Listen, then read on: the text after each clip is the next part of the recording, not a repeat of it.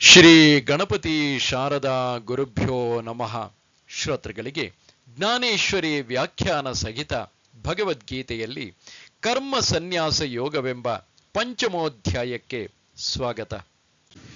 ಶ್ಲೋಕ 17-29. ಅಥ ಪಂಚಮೋಧ್ಯಾಯಃ ಕರ್ಮ ಸನ್ಯಾಸ ಯೋಗಃ. ತದ್ಬುದ್ಧಯಸ್ತದಾತ್ಮಾನಸ್ತನ್ನಿಷ್ಠಾಸ್ತತ್ಪರಾಯಣಾಃ ಗಚ್ಚನ್ತ್ಯ ಪುನರಾವೃತ್ತಿಂ ಜ್ಞಾನ ನಿರ್ಧೂತಕಲ್ಮಷಾಃ.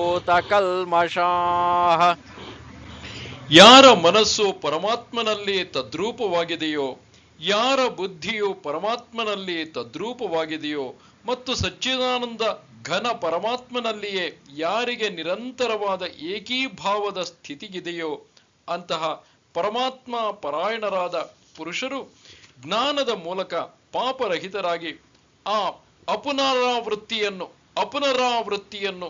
ಅರ್ಥಾತ್ ಪರಮ ಗತಿಯನ್ನು ಪಡೆಯುತ್ತಾರೆ. ಅಂದರೆ ಪುನರಾವೃತ್ತಿ ಇಲ್ಲದ ಪರಮ ಗತಿಯನ್ನು ಪಡೆಯುತ್ತಾರೆ.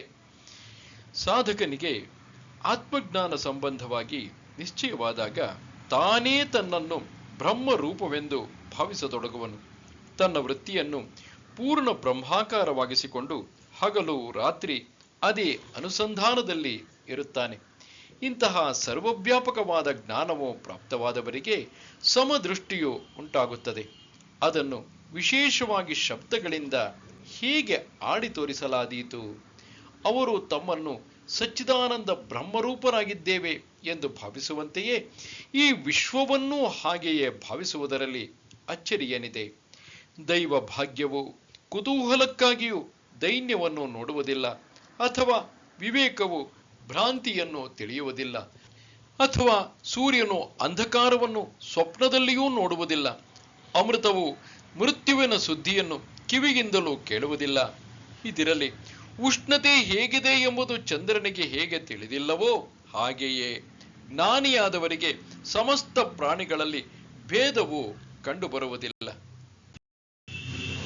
ವಿದ್ಯಾ ವಿನಯ ಸಂಪನ್ನೇ ಬ್ರಾಹ್ಮಣೇ ಗವಿಹಸ್ತಿನಿ ಶುನಿ ಚೈವಶ್ವಪಾಕೇ ಚ ಪಂಡಿತಾಃ ಸಮದರ್ಶಿನಃ.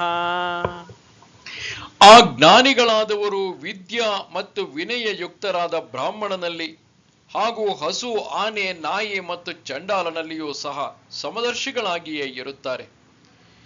ಮತ್ತೆ ಇದು ಇರುವೆ, ಇದು ಆನೆ, ಇವನು ಅಂತ್ಯಜ, ಇವನು ಬ್ರಾಹ್ಮಣ, ಇವನು ನನ್ನ ಮಗ, ಇವನು ಬೇರೆಯವರ ಮಗ, ಇಂತಹ ಭೇದವು ಹೇಗೆ ಉಳಿಯಬಲ್ಲದು? ಇದು ಹಸು, ಇದು ಆನೆ, ಒಂದು ದೊಡ್ಡದು, ಒಂದು ಚಿಕ್ಕದು, ಇಂತಹ ದ್ವೈತ ಭಾವದ ಸ್ವಪ್ನವೂ ಕೂಡ ಅದ್ವೈತ ಬೋಧದಿಂದ ಎಚ್ಚರಗೊಂಡವನಿಗೆ ಬೀಳಲಾರದು. ನಾನೆಂಬ ಭಾವವು ಇರುವಲ್ಲಿಯೇ ಭೇದ ದೃಷ್ಟಿಯು ಕಂಡು ಬಂದೀತು. ಆದರೆ ಅದು ಪೂರ್ಣವಾಗಿ ಇಲ್ಲವಾದಾಗ ಭೇದ ದೃಷ್ಟಿಯು ಹೇಗೆ ಕಂಡೀತು? ಇಹೈವ ತೈರ್ಜಿತಃ ಸರ್ಗಃ ಯೇಷಾಂ ಸಾಮ್ಯೇ ಸ್ಥಿತಂ ಮನಃ ನಿರ್ದೋಷಂ ಹಿ ಸಮಂ ಬ್ರಹ್ಮ ತಸ್ಮಾತ್ ಬ್ರಹ್ಮಣಿ ತೇ ಸ್ಥಿತಾಃ. ಯಾರ ಮನಸ್ಸು ಸಮಭಾವದಲ್ಲಿ ಸ್ಥಿತವಾಗಿದೆಯೋ ಅವರ ಮೂಲಕ ಈ ಜೀವಿತ ಅವಸ್ಥೆಯಲ್ಲಿಯೇ ಸಮಸ್ತ ಜಗತ್ತು ಗೆಲ್ಲಲ್ಪಟ್ಟಿರುತ್ತದೆ. ಏಕೆಂದರೆ ಸಚ್ಚಿದಾನಂದ ಘನ ಪರಮಾತ್ಮನು ನಿರ್ದೋಷನೂ ಮತ್ತು ಸಮಸ್ತನೂ ಆಗಿದ್ದಾನೆ. ಇದರಿಂದಾಗಿ ಅವರು ಸಚ್ಚಿದಾನಂದ ಘನನಾದ ಪರಮಾತ್ಮನಲ್ಲಿಯೇ ಸ್ಥಿತವಾಗಿರುತ್ತಾರೆ. ಆದ್ದರಿಂದ ಯಾವಾಗಲೂ ಅವನಿಗೆ ಸಮದೃಷ್ಟಿ ಇರುತ್ತದೆ. ಅವನು ಸ್ವತಃ ಅದ್ವಿತೀಯ ಬ್ರಹ್ಮವೇ ಆಗಿದ್ದಾನೆ. ಇದೇ ಸಮದೃಷ್ಟಿಯ ಪೂರ್ಣ ಪರಿಚಯವೆಂದು ತಿಳಿ. ವಿಷಯ ಸಂಘವನ್ನು ಬಿಡದೆ, ಇಂದ್ರಿಯಗಳನ್ನು ದಂಡಿಸದೆ, ಸಮಸ್ತ ಭೋಗಗಳನ್ನು ಭೋಗಿಸುತ್ತಾಗಿದ್ದರೂ ವಾಸನಾರಹಿತನಾದ್ದರಿಂದ ಅಲಿಪ್ತತೆಯನ್ನು ಅನುಭವಿಸಿರುವನು.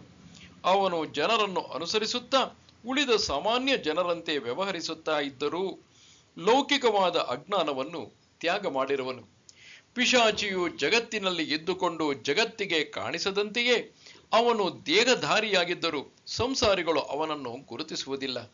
ಇದಿರಲಿ, ಗಾಳಿಯಿಂದಾಗಿ ನೀರಿನಲ್ಲಿ ಅಲೆಗಳು ಏಳುತ್ತವೆ, ಆದರೆ ನೋಡುವವರು ಅಲೆಗಳು ನೀರಿನಿಂದ ಬೇರೆಯಾಗಿದೆ ಎಂದು ಹೇಳುತ್ತಾರೆ. ಯಾರ ಮನಸ್ಸು ಎಲ್ಲೆಡೆ ಸಮತೆಯನ್ನು ಹೊಂದಿದೆಯೋ ಅವನಿಗೆ ನಾಮರೂಪ ಶರೀರಗಳು ಜಗತ್ತಿನಲ್ಲಿ ಇರುವಂತೆ ಇದ್ದರೂ ಅವನು ಸಾಕ್ಷಾತ್ ಬ್ರಹ್ಮನೇ ಆಗಿರುವನು. ಭಗವಂತನು ಹೇಳುತ್ತಾನೆ, ಅರ್ಜುನ, ಹೀಗೆ ಸಮದೃಷ್ಟಿ ಉಂಟಾದ ಪುರುಷನನ್ನು ಗುರುತಿಸುವ ಲಕ್ಷಣಗಳಿವೆ. ಅದನ್ನು ನಿನಗೆ ಸಂಕ್ಷೇಪವಾಗಿ ಹೇಳುವೆನು. ನ ಪ್ರಹೃಷ್ಯೇತ್ ಪ್ರಿಯಂ ಪ್ರಾಪ್ಯ ನೋದ್ವಿಜೇತ್ ಪ್ರಾಪ್ಯ ಚ ಪ್ರಿಯಂ ಸ್ಥಿರ ಬುದ್ಧಿರ ಸಮ್ಮೂಢ ಬ್ರಹ್ಮವಿದ್ ಬ್ರಹ್ಮಣಿ ಸ್ಥಿತಃ. ಯಾವ ಪುರುಷನು ಪ್ರಿಯವಾದುದನ್ನು ಪಡೆದರೂ ಹರ್ಷಿತನಾಗುವುದಿಲ್ಲವೋ ಮತ್ತು ಅಪ್ರಿಯವು ದೊರೆತಾಗಲೂ ಉದ್ವಿಗ್ನನಾಗುವುದಿಲ್ಲವೋ ಆ ಸ್ಥಿರಬುದ್ಧಿಯುಳ್ಳ ಸಂಶಯರಹಿತನಾದ ಬ್ರಹ್ಮವೇತ್ತನಾದ ಪುರುಷನು ಸಚ್ಚಿದಾನಂದ ಘನ ಪರಬ್ರಹ್ಮನಲ್ಲಿ ಏಕೀಭಾವದಿಂದ ಸದಾ ಸ್ಥಿತನಾಗಿರುತ್ತಾನೆ. ಮರೀಚಿಕೆಯ ಪ್ರವಾಹದಿಂದ ಪರ್ವತವು ಕೊಚ್ಚಿಕೊಂಡು ಹೋಗುವುದಿಲ್ಲ. ಹಾಗೆಯೇ ಒಳ್ಳೆಯ ಅಥವಾ ಕೆಟ್ಟ ವಸ್ತುಗಳು ಮಾತುಗಳು ಪ್ರಾಪ್ತವಾದರೂ ಅದರಿಂದ ವಿಕಾರ ಹೊಂದದವನೇ ನಿಜವಾದವನು. ಶ್ರೀಹರಿಯು ಹೇಳುತ್ತಾನೆ, ಅರ್ಜುನ, ಅವನೇ ಸಮದೃಷ್ಟಿಯುಳ್ಳವನು, ತತ್ವವನ್ನು ತಿಳಿದವನು, ಹಾಗೂ ಅವನೇ ಸ್ವತಃ ಬ್ರಹ್ಮನೇ ಆಗಿರುವನು. ಬಾಹ್ಯಸ್ಪರ್ಶೇಷ್ವಸಕ್ತಾತ್ಮ ವಿಂದತ್ಯಾತ್ಮನಿ ಯತ್ಸುಖಂ ಸ ಬ್ರಹ್ಮಯೋಗಯುಕ್ತಾತ್ಮ ಸುಖಮಕ್ಷಯಮಶ್ನುತೆ. ಹೊರಗಿನ ವಿಷಯಗಳಲ್ಲಿ ಆಸಕ್ತಿರಹಿತವಾದ ಅಂತಃಕರಣವುಳ್ಳ ಸಾಧಕನು ಆತ್ಮನಲ್ಲಿ ಸ್ಥಿತವಾದ ಯಾವ ಧ್ಯಾನ ಜನಿತ ಸಾತ್ವಿಕ ಆನಂದವಿದೆಯೋ ಅದನ್ನು ಪಡೆಯುತ್ತಾನೆ. ಅನಂತರ ಆ ಸಚ್ಚಿದಾನಂದ ಘನನಾದ ಪರಬ್ರಹ್ಮ ಪರಮಾತ್ಮನ ಧ್ಯಾನ ರೂಪವಾದ ಯೋಗದಲ್ಲಿ ಅಭಿನ್ನ ಭಾವದಿಂದ ಸ್ಥಿತನಾದ ಪುರುಷನು ಅಕ್ಷಯವಾದ ಆನಂದವನ್ನು ಅನುಭವಿಸುತ್ತಾನೆ. ಆತ್ಮಸ್ವರೂಪವನ್ನು ಬಿಟ್ಟು ಎಂದಿಗೂ ಇಂದ್ರಿಯಗಳಿಗೆ ವಶನಾಗದವನು ವಿಷಯಗಳನ್ನು ಸೇವಿಸುವುದಿಲ್ಲ ಎಂಬುದರಲ್ಲಿ ಅಚ್ಚರಿಯೇನಿದೆ. ಆತ್ಮ ಸುಖದ ಪೂರ್ಣತೆಯಿಂದ ಅವನ ಅಂತಃಕರಣವು ಸ್ವಾಭಾವಿಕವಾಗಿಯೇ ಸಂತುಷ್ಟವಾಗಿರುವುದು. ಆದ್ದರಿಂದ ಅವನು ಹೊರಗೆ ಕಾಲಿಡುವುದಿಲ್ಲ, ಅಂದರೆ ಇಂದ್ರಿಯಗಳ ಕಡೆಗೆ ಹೊರಳಿ ನೋಡುವುದಿಲ್ಲ. ಕಮಲದ ಎಸಳಿನ ಮೇಲೆ ಶುದ್ಧ ಚಂದ್ರ ಕಿರಣಗಳ ಭೋಜನ ಮಾಡಿದಂತಹ ಚಕೋರ ಪಕ್ಷಿಯು ಮರಳುಗಾಡಿನಲ್ಲಿ ಮಳಲ ಕಣಗಳನ್ನು ನೆಕ್ಕುತ್ತಾ ಇದ್ದೀತೆ. ತನ್ನಲ್ಲೇ ಆತ್ಮಸ್ವರೂಪವು ಪ್ರಾಪ್ತವಾದವನಿಗೆ ವಿಷಯಗಳ ತ್ಯಾಗವು ಸಹಜವಾಗಿ ಆಗಿದೆ ಎಂದು ಹೇಳಬೇಕೆ? ಉಳಿದವರು ಈ ವಿಷಯ ಸುಖಗಳಿಂದ ಹೇಗೆ ಮೋಸ ಹೋಗುತ್ತಾರೆ ಎಂಬುದನ್ನು ಕುತೂಹಲದಿಂದ ನಿನ್ನಲ್ಲೇ ಚೆನ್ನಾಗಿ ವಿಚಾರ ಮಾಡಿ ನೋಡು. ಯೇ ಹಿ ಸಂಸ್ಪರ್ಶಜಾ ಭೋಗಾ ದುಃಖಯೋನಯ ಏವ ತೇ ಆದ್ಯಂತವಂತಃ ಕೌಂತೇಯ ನ ತೇಷು ರಮತೆ ಬುಧಃ. ಈ ಇಂದ್ರಿಯ ಹಾಗೂ ವಿಷಯಗಳ ಸಂಯೋಗದಿಂದ ಉತ್ಪನ್ನವಾಗುವ ಸಮಸ್ತ ಭೋಗಗಳು ಒಂದೊಮ್ಮೆ ವಿಷಯಿ ಪುರುಷರಿಗೆ ಸುಖರೂಪವಾಗಿ ಭಾಸವಾಗುತ್ತವೆಯಾದರೂ ಆಗಲೂ ಸಹ ನಿಸ್ಸಂದೇಹವಾಗಿ ದುಃಖಕ್ಕೆ ಕಾರಣವಾಗಿವೆ ಮತ್ತು ಅವು ಆದಿ ಅಂತ್ಯವುಳ್ಳವುಗಳು, ಅರ್ಥಾತ್ ಅನಿತ್ಯವಾಗಿವೆ. ಅದಕ್ಕಾಗಿ ಹೇ ಅರ್ಜುನ, ಬುದ್ಧಿವಂತರಾದ ವಿವೇಕಿ ಪುರುಷರು ಅವುಗಳಲ್ಲಿ ರಮಿಸುವುದಿಲ್ಲ. ಹಸಿವಿನಿಂದ ಕಂಗಾಲಾದ ದರಿದ್ರನು ತೌಡನ್ನು ಕೂಡ ತಿನ್ನುವನು. ಹಾಗೆಯೇ ಆತ್ಮಸ್ವರೂಪದ ಅನುಭವ ಪಡೆದವರೇ ಆತ್ಮಸ್ವರೂಪದ ಅನುಭವ ಪಡೆಯದವರೇ ಈ ಇಂದ್ರಿಯಗಳಿಂದಾಗುವ ವಿಷಯ ಸುಖದಲ್ಲಿ ರಮಿಸುತ್ತಾರೆ. ಅಥವಾ ಬಾಯಾರಿಕೆಯಿಂದ ತ್ರಸ್ತವಾದ ಜಿಂಕೆಯು ನಿಜವಾದ ನೀರನ್ನು ಮರೆತು ಮರಳುಗಾಡಿನಲ್ಲಿ ಕಾಣುವ ಬಿಸಿಲ್ಗುದುರೆಯನ್ನು ನೀರೆಂದು ಭ್ರಮಿಸಿ ಓಡುತ್ತಾ ಇರುತ್ತದೆ. ಹಾಗೆಯೇ ಆತ್ಮಸುಖದ ಅನುಭವವನ್ನು ಪಡೆಯದವರಿಗೆ ಸ್ವರೂಪಾನಂದದ ಅಭಾವ ಸದಾಕಾಲವೂ ಇರುತ್ತದೆ. ಅವನಿಗೆ ಈ ವಿಷಯ ಸುಖಗಳು ಸುಖರೂಪಗಳೆಂದು ಕಾಣುತ್ತವೆ. ಸಹಜವಾಗಿ ನೋಡಿದಾಗ ವಿಷಯಗಳಲ್ಲಿ ಸುಖವಿದೆ ಎಂದು ಹೇಳುವುದು ಯೋಗ್ಯವಲ್ಲ. ಹೀಗಿದ್ದರೂ ಸುಖವಿದೆ ಎಂದು ತಿಳಿದು ನಡೆದರೆ ಮಿಂಚಿನ ಬೆಳಕಿನಲ್ಲಿ ಜಗತ್ತಿನ ವ್ಯಾಪಾರಗಳು ಏಕಾಗಬಾರದು.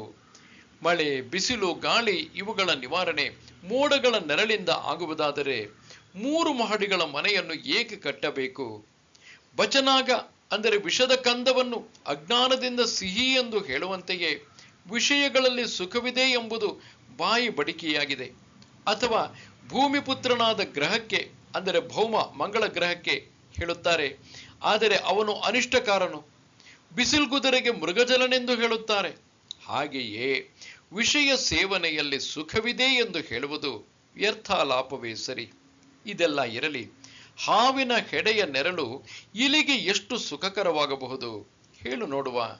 ಅರ್ಜುನ, ಗಾಳದ ತುದಿಯ ಮಾಂಸದ ತುಂಡಿಗೆ ಮೀನು ಬಾಯಿ ಹಾಕುವವರೆಗೆ ಒಳ್ಳೆಯದು. ಹಾಗೆಯೇ ವಿಷಯಗಳ ಸಂಘದ ಅನುಭವವಾಗುವವರೆಗೆ ಅವುಗಳು ಚೆನ್ನಾಗಿವೆ ಎಂದೇ ಅನಿಸುತ್ತದೆ.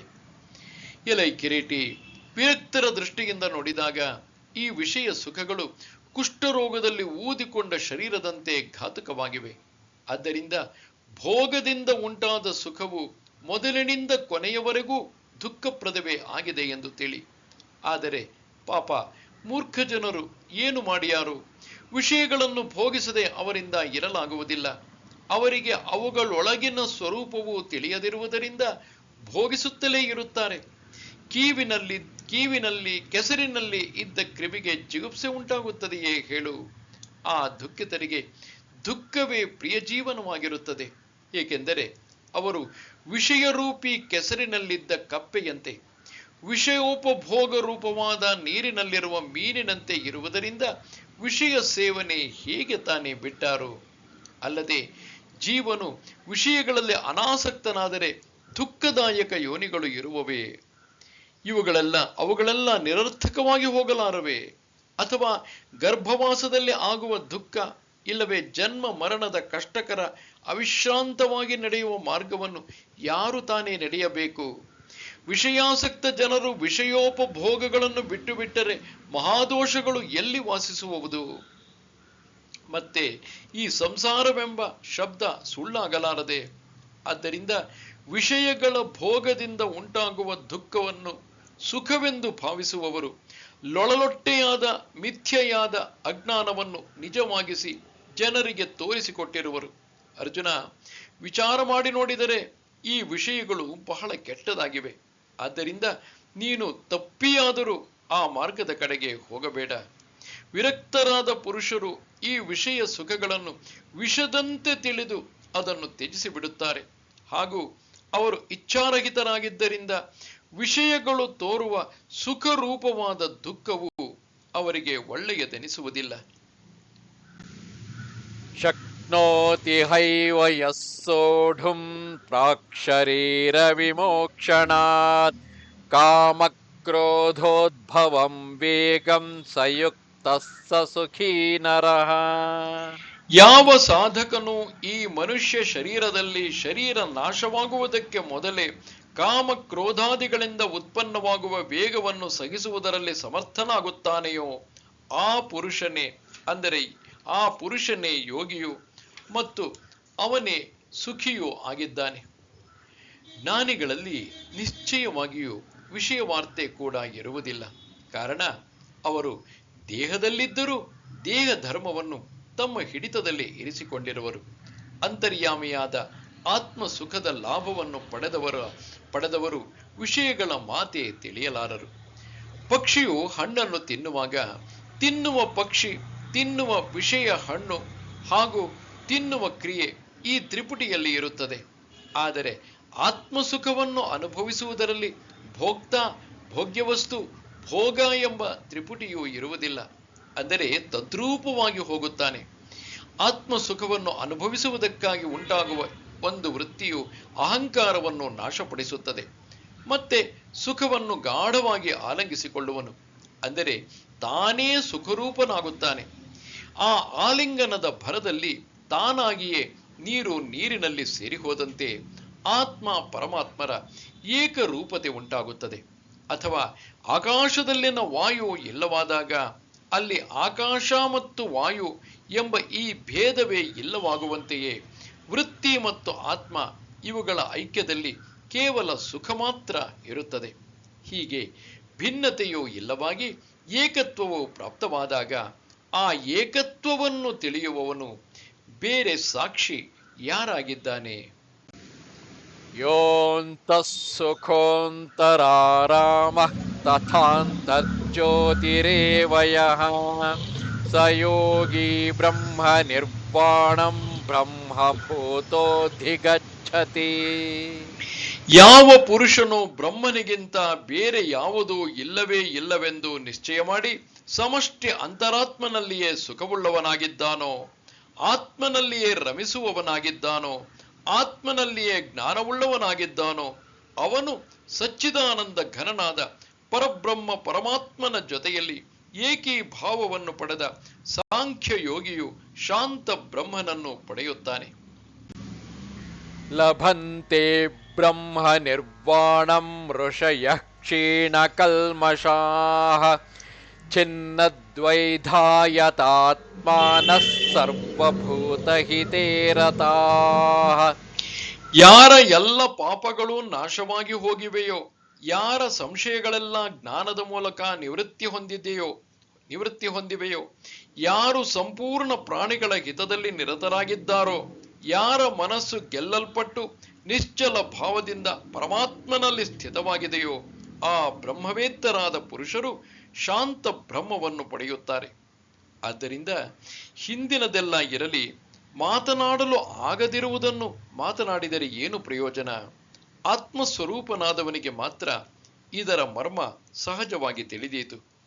ಇಂತಹ ಸುಖದಿಂದ ಪರಿಪೂರ್ಣರಾದವರು ಮತ್ತು ಸ್ವರೂಪ ಸುಖದಲ್ಲಿ ಮುಳುಗಿ ಹೋದವರು ಪೂರ್ಣವಾದ ಸಾಮ್ಯ ರಸದ, ಅಂದರೆ ಬ್ರಹ್ಮೈಕ್ಯ ಭಾವದ ಎರಕದ ಪ್ರತಿಮೆಯೇ ಆಗಿದ್ದಾರೆಂದು ನಾನು ತಿಳಿಯುತ್ತೇನೆ. ಅವರು ಆನಂದದ ಪ್ರತಿಮೆ, ಸ್ವರೂಪ ಸುಖದ ಚಿಗುರು ಅಥವಾ ಆತ್ಮಬೋಧದ ಕ್ರೀಡಾಸ್ಥಾನವೇ ಆಗಿದ್ದಾರೆ.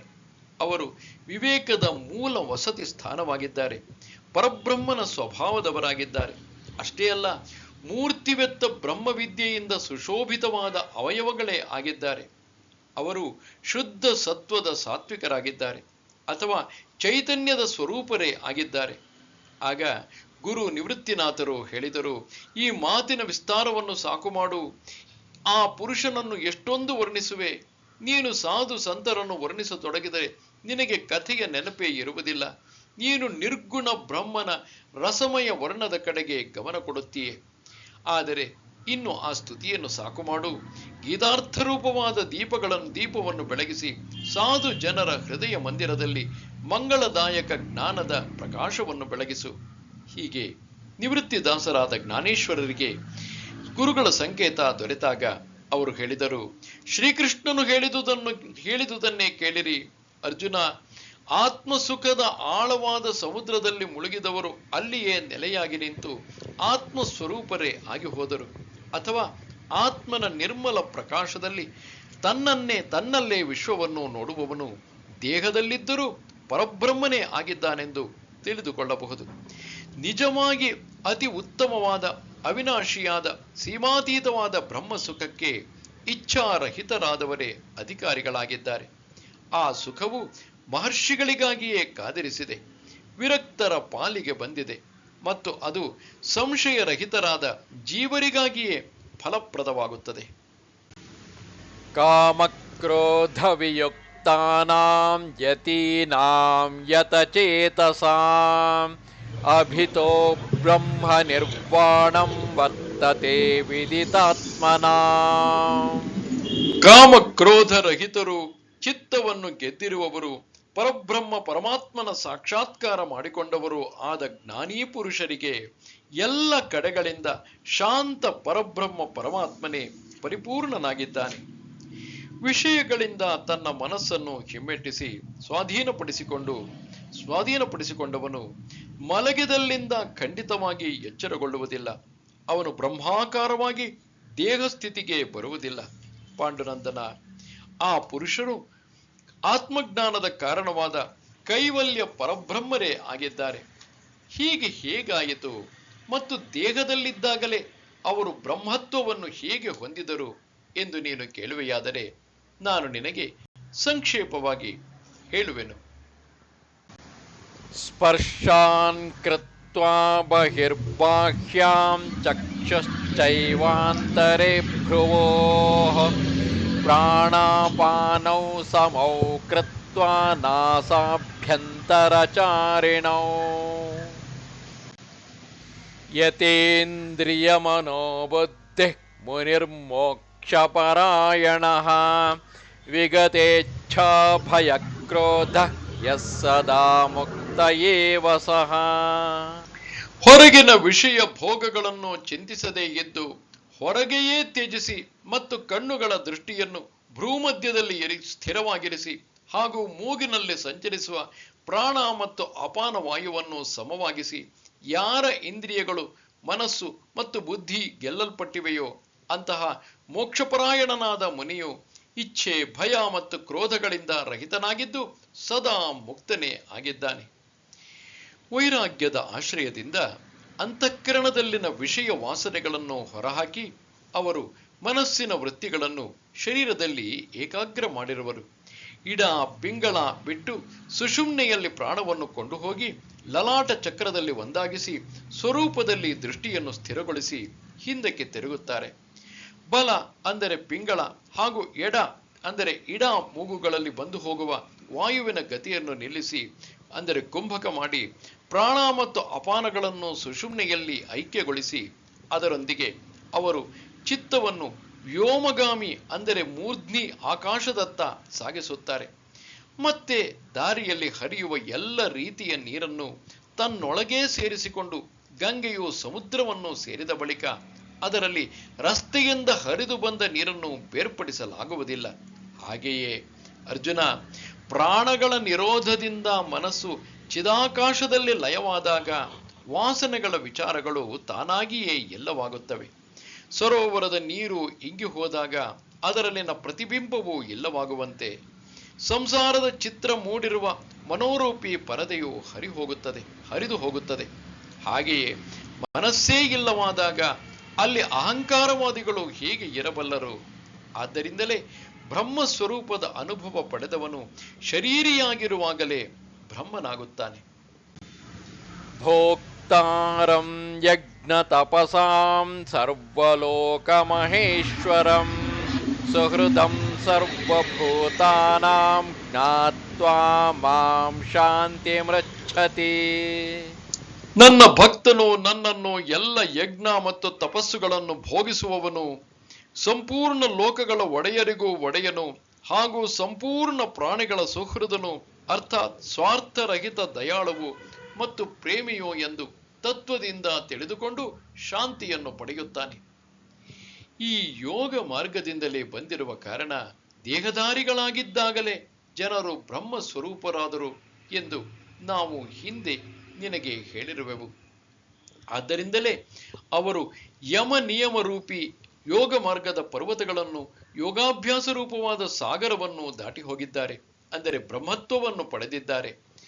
ಅವರೇ ತಮ್ಮನ್ನು ಉಪಾಧಿರಹಿತರನ್ನಾಗಿಸಿಕೊಂಡು ಪ್ರಪಂಚವನ್ನು ಪರೀಕ್ಷಿಸಿ ಸ್ವತಃ ನಿಜ ಬ್ರಹ್ಮ ಸ್ವರೂಪರೇ ಆಗಿ ಹೋದರು. ಹೀಗೆ ಶ್ರೀಕೃಷ್ಣನು ಯೋಗಯುಕ್ತಿಯ ಅಭಿಪ್ರಾಯವನ್ನು ಪ್ರದರ್ಶಿಸಿದಾಗ ಮಾರ್ಮಿಕನಾದ ಅರ್ಜುನನು ಆಶ್ಚರ್ಯಚಕಿತನಾದನು.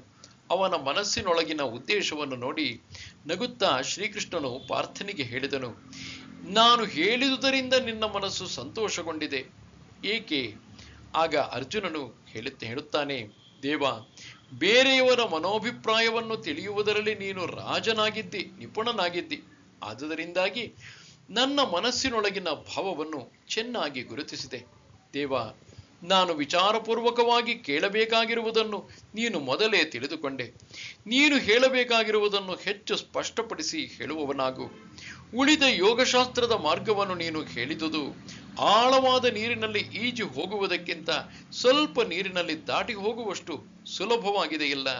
ಹಾಗೆಯೇ ಜ್ಞಾನ ಯೋಗಕ್ಕಿಂತ ಅಷ್ಟಾಂಗ ಯೋಗವು ನಮ್ಮಂತಹ ದುರ್ಬಲರಿಗೆ ಸುಲಭವಾಗಿದೆ. ಆದರೆ ಅದು ನಿಧಾನವಾಗಿ ಸಾಧ್ಯವಾಗುವುದಾದರೂ ನಡೆದೀತು. ಆದ್ದರಿಂದ ದೇವ, ಆ ಯೋಗವನ್ನು ಇನ್ನೊಮ್ಮೆ ಹೇಳಬೇಕು. ಇದರಿಂದ ವಿಸ್ತಾರವಾದೀತು ನಿಜ, ಆದರೆ ಅದನ್ನು ಆದ್ಯೋಪಾಂತವಾಗಿ ಹೇಳು. ಆಗ ಶ್ರೀಕೃಷ್ಣನು ಹೇಳಿದನು, ಹಾಗೋ ಸರಿ, ನಿನಗೆ ಈ ಯೋಗ ಮಾರ್ಗವು ಬಹಳ ಮೆಚ್ಚುಗೆಯಾದದ್ದರಿಂದ ನನಗೆ ಹೇಳಲಿಕ್ಕೇನು ತೊಂದರೆ? ನಾನು ಸಂತೋಷವಾಗಿಯೇ ಹೇಳುತ್ತೇನೆ, ಕೇಳು. ಅರ್ಜುನ, ನೀನು ಕೇಳಬೇಕೆಂದಿದ್ದರೆ ಹಾಗೂ ಅದರಂತೆ ಆಚರಿಸಿದರೆ ನಾನು ಹೇಳುವುದರಲ್ಲಿ ಏಕೆ ಹಿಂದೆಗೆಯಬೇಕು? ಈ ಶ್ರೀಕೃಷ್ಣಾರ್ಜುನರ ಮಾತಿನ ಕುರಿತು ಜ್ಞಾನೇಶ್ವರರು ಉತ್ಪ್ರೇಕ್ಷೆ ಮಾಡುತ್ತಾರೆ. ಮೊದಲೇ ಮಾತೃಹೃದಯ, ಅದರಲ್ಲಿಯೂ ಪ್ರೀತಿಯ ಮಗನ ನಿಮಿತ್ತವಾದರೆ ಅಲ್ಲಿ ಉಂಟಾಗುವ ಸ್ನೇಹ, ಪ್ರೀತಿಯ ಅದ್ಭುತತನವನ್ನು ಯಾರು ಬಲ್ಲರು? ಆ ಸ್ನೇಹಕ್ಕೆ ಕಾರುಣ್ಯರಸದ ಮಳೆ ಸುರಿಯಿತು ಅಥವಾ ಅದ್ಭುತವಾದ ಸ್ನೇಹರಸದ ಸೃಷ್ಟಿಯೇ ನಿರ್ಮಾಣವಾಯಿತು ಎಂದು ಹೇಳಬಹುದು. ಇದಿರಲಿ, ಭಗವಂತನ ಕೃಪಾದೃಷ್ಟಿಯನ್ನು ಯಾರು ವರ್ಣಿಸಬಲ್ಲರು? ಆ ದೃಷ್ಟಿಯು ಅಮೃತದ ಅಚ್ಚಿನಲ್ಲೇ ಹಾಕಲ್ಪಟ್ಟಿತು ಅಥವಾ ಪ್ರೇಮ ರಸವನ್ನು ಕುಡಿದು ಉನ್ಮತ್ತವಾಯಿತು. ಆದ್ದರಿಂದ ಅರ್ಜುನನ ಮೋಹದಲ್ಲಿ ಸಿಲುಕಿ ಅದಕ್ಕೆ ಹೊರಗೆ ಬರಲಾಗಲಿಲ್ಲ. ಇದರ ಕುರಿತು ಹೇಳಿದಷ್ಟು ಕಥೆಯು ವಿಷಯಾಂತರವಾದೀತು. ಆದರೂ ಶ್ರೀಕೃಷ್ಣ ಮತ್ತು ಅರ್ಜುನರ ಸ್ನೇಹವನ್ನು ಶಬ್ದಗಳಿಂದ ವರ್ಣಿಸಲಾಗದು. ಯಾವ ಈಶ್ವರನಿಗೆ ತನ್ನನ್ನೇ ಅಳೆದುಕೊಳ್ಳಲು ಆಗದಿದ್ದಾಗ ಅವನನ್ನು ಯಾರು ಬಲ್ಲರು? ಆದ್ದರಿಂದ ಹೀಗೆ ವಿಚಾರ ಮಾಡುತ್ತಾ ಕುಳಿತುಕೊಳ್ಳುವುದರಲ್ಲಿ ಅರ್ಥವಿಲ್ಲ. ನಾನು ಹಿಂದೆ ಹೇಳಿದ ಅಭಿಪ್ರಾಯದಿಂದ ಪ್ರಸ್ತುತ ಶ್ರೀಕೃಷ್ಣನು ಅರ್ಜುನನನ್ನು ಕುರಿತು ಬಹಳ ಮೋಹಿತನಾದವನಂತೆ ನನಗೆ ಅನಿಸುತ್ತಿದೆ. ಏಕೆಂದರೆ ಅರ್ಜುನನಿಗೆ ಆಗ್ರಹಪಡಿಸಿ ಕೇಳು ಎಂದು ಹೇಳುತ್ತಿದ್ದಾನೆ. ಅರ್ಜುನ, ನಿನ್ನ ಮನಸ್ಸಿಗೆ ಬೋಧವಾಗುವ ರೀತಿಯಿಂದ ಕುತೂಹಲದಿಂದ ನಾನು ಈ ಯೋಗ ಮಾರ್ಗವನ್ನು ಹೇಳುವೆನು. ಆ ಯೋಗಕ್ಕೆ ಏನು ಹೇಳುತ್ತಾರೆ? ಅದರ ಉಪಯೋಗವೇನು? ಅದನ್ನು ಆಚರಿಸಲು ಅಧಿಕಾರಿಗಳು ಯಾರು? ಹೀಗೆ ಅದಕ್ಕೆ ಸಂಬಂಧಿಸಿದ ಯೋಗ್ಯವಾದುದೆಲ್ಲವನ್ನು ಇನ್ನು ನಾನು ಹೇಳುವೆನು. ಆದ್ದರಿಂದ ದತ್ತಚಿತ್ತನಾಗಿ ಕೇಳು. ಹೀಗೆ ಹೇಳಿ ಶ್ರೀಹರಿಯು ಹೇಳಿದ ಕಥೆಯು ಮುಂದಿನ ಅಧ್ಯಾಯದಲ್ಲಿ ಇದೆ. ನಿವೃತ್ತಿ ದಾಸರಾದ ಜ್ಞಾನೇಶ್ವರರು ಹೇಳುತ್ತಾರೆ, ದ್ವೈತಕ್ಕೆ ತೊಂದರೆಯಾಗದಂತೆ ಶ್ರೀಕೃಷ್ಣನು ಅರ್ಜುನನಿಗೆ ಹೇಳಿದ ಯೋಗವನ್ನು ನಾವು ಸ್ಪಷ್ಟಪಡಿಸುವೆವು. ಓಂ ತತ್ಸದಿತಿ ಶ್ರೀಮದ್ಭಗವದ್ಗೀತಾಸು ಉಪನಿಷತ್ಸು ಬ್ರಹ್ಮವಿದ್ಯಾಯಾಂ ಯೋಗಶಾಸ್ತ್ರೇ ಶ್ರೀಕೃಷ್ಣಾರ್ಜುನ ಸಂವಾದೇ ಕರ್ಮಸನ್ಯಾಸಯೋಗೋ ನಾಮ ಪಂಚಮೋಧ್ಯಾಯಃ. ಹೀಗೆ ಶ್ರೀ ಜ್ಞಾನದೇವರಿಂದ ರಚಿತವಾದ ಭಾವಾರ್ಥ ದೀಪಿಕೆಯಲ್ಲಿ 5ನೆಯ ಅಧ್ಯಾಯವು ಮುಗಿಯಿತು. ನಮಸ್ತೆ ಶಾರದೆ ದೇವಿ ಕಾಶ್ಮೀರ ಪುರವಾಸಿನಿ ತ್ವಾಮಹಂ ಪ್ರಾರ್ಥೆಯೇ ನಿತ್ಯಂ ವಿದ್ಯಾದಾನಂಚ ದೇಹಿಮೆ. ನಮಸ್ಕಾರ.